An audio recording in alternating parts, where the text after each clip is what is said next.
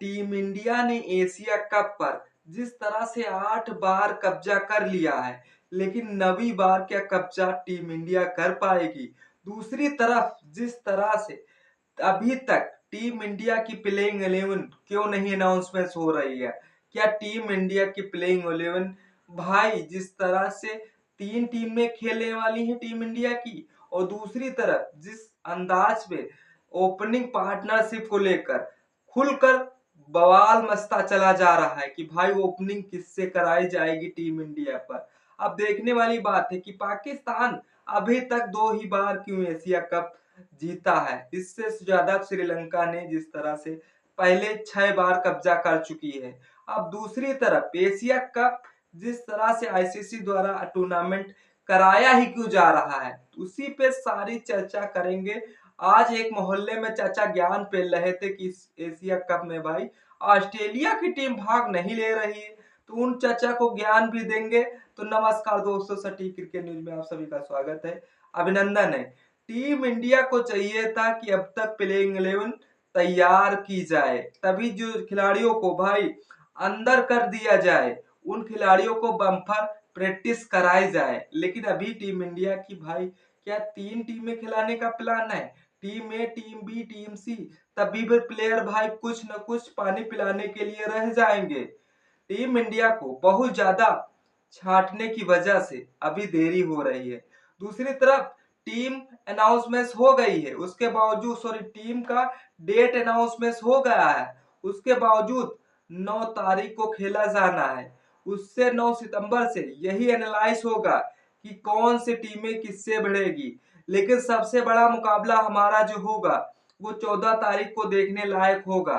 सबसे ज्यादा ICC tournament के टिकटें जो बिकेंगी भाई इसी की बुक होने लगी है एशिया कप की, क्योंकि हमने जिस तरह से हमारा मुकाबला पाकिस्तान से भिड़ने जा रहा है। दूसरी छोर से पूरी दम लगाने की वजह से पाकिस्तान भी अब की बार मैदान में दिखेगा।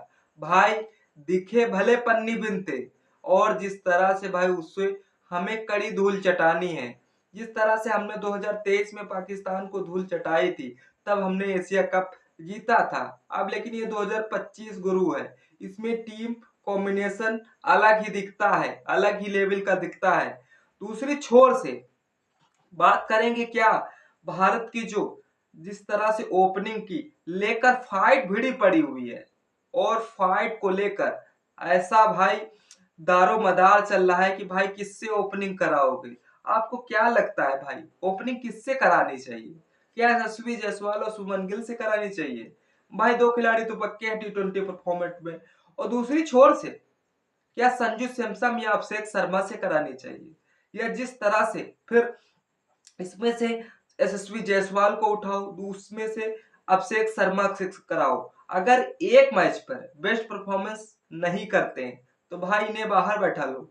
दूसरी छोर से फिर जिस तरह संजू सैमसन शुभमन गिल का जोड़ बढ़ाओ, तभी क्या कॉम्बिनेशन मिल पाएगा?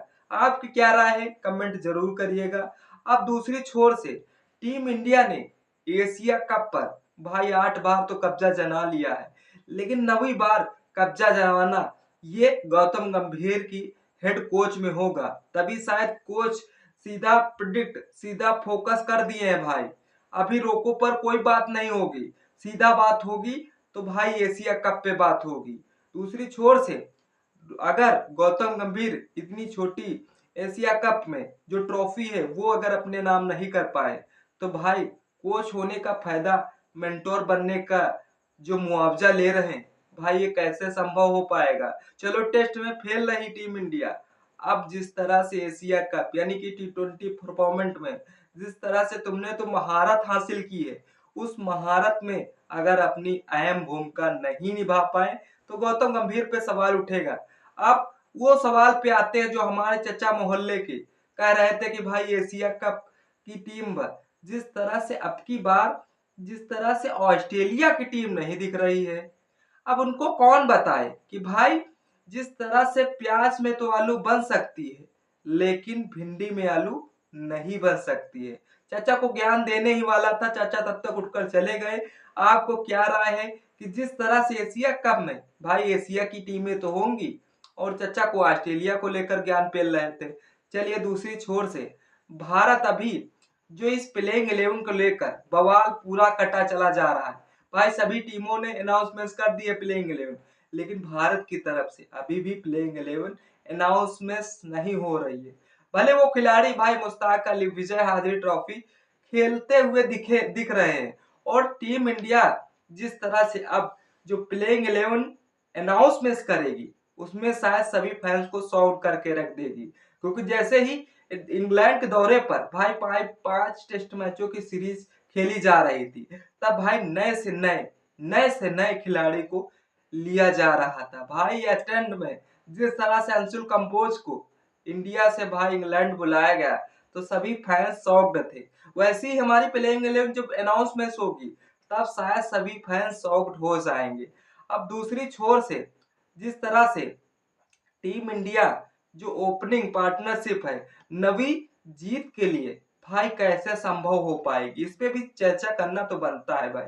जो हम नवी जीत अपने सपने सजाए बैठे हैं ऑलरेडी, दूसरी तरफ जो भी सामने टीम आएगी उसको टीम इंडिया ठोकने में तैयार है। अब दूसरी तरफ दमदार ओपनिंग जोड़ी, हाँ दमदार ओपनिंग जोड़ी पे हमने ऑलरेडी बात की थी, जिसमें से यशस्वी जायसवाल सुमन के लिए तेज और मजबूत शुरुआत करनी होगी। दूसरी छोर से मिडिल ऑर्डर का संतुलन, जैसे कि विराट कोहली अब T20 परफॉर्मेट में नहीं है, उनकी जगह पर श्रेयस अय्यर या फिर जिस तरह से सूर्य कुमार यादव को बेस्ट परफॉर्मेंस करना होगा, तभी जिस तरह से मिडिल ऑर्डर मजबूर होगा। ऑलराउंडर के फायदे जैसे हार्दिक पांड्या के और अक्षर पटेल तेज गेंदबाजी और अपने बल्ले से दमदार प्रदर्शन करना होगा, तभी भाई नवी जीत हम कुछ करीब पा पाएंगे। दूसरी तरफ गेंदबाजी की विविधता से बात करते हैं, अगर जस्सी भाई खेलते हैं तो डेथ ओवरों के मास्टर होंगे।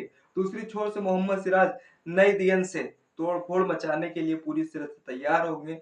अब गेंदबाजी की जिस तरह से कुलदीप यादव तो इस टीम का हिस्सा होंगे, और जिस तरह से वरुण चक्रवर्ती भी टीम का हिस्सा होंगे, क्योंकि दुबई की पिच पर भाई वरुण चक्रवर्ती पिछले जिस तरह से आईसीसी चैंपियन ट्रॉफी में महारत हासिल करके दिखाया था, अब जिस तरह से टीम इंडिया के सामने जिस तरह से हमने ऑलरेडी 1984 में पहला एशिया कप जीता था, और दूसरा जिस तरह से FII 8वां 2023 में जीता था, अब जिस तरह से श्रीलंका भी अंदाज में खेलने वाली है, क्योंकि उन्होंने भी 1986 में पहला अपना एशिया कप जीत लिया था, लेकिन 2022 में दूसरा सॉरी आखिरी छठा जो एशिया कप जीती थी। अब पाकिस्तान बेचारी क्या करे, 2000 में पहला जीता था और 2012 में जीता था। भाई पाकिस्तान को जिस तरह से क्या हराने के लिए एशिया कप में खिलाया जाता है, जितनी भाई दुनिया भर के कमेंट थे भाई पाकिस्तान पे ही मिलते हैं। चलिए पाकिस्तान जीती तो बाकी टीमें तो उनको भी नसीब नहीं हुआ। अब टीम इंडिया इसमें अब वो रोल निभाने वाली है जो शायद अन्य मैचों पर निभा चुकी है। आपको क्या लगता है टीम इंडिया इस रणनीति के आधार पर खेलेगी तो भाई बहुत ही जल्द ये नवी कप जो हमने जीत की तैयारी कर रही है टीम इंडिया, प्लान इतिहास रिकॉर्ड है, टीम स्ट्रेटजी मुकाबले तक पूरी कहानी है। आपको कैसे इस कहानी को देखना है भाई, टीम इंडिया को भाई ए कैटेगरी में खिला लो, बी कैटेगरी में खिला लो, सी कैटेगरी में खिला लो, तभी भी टीम इंडिया के कुछ ना कुछ प्लेयर भाई जिस तरह से मैदान पर टहलते हुए नजर आएंगे। आपको क्या लगता है टीम इंडिया को जिस तरह से 30 से 32 खिलाड़ियों के बीच जो टीम को 15 प्लेयर छांटने हैं, भाई कैसे छटनी होगी? आप कमेंट सेक्शन बताइए, कमेंट जरूर कर है। तब तक इस वीडियो को मजा लीजिए, तब तक इस अच्छी लगी हो वीडियो तो लाइक शेयर कमेंट करना न भूलें। तब तक के लिए जय हिंद, जय भारत।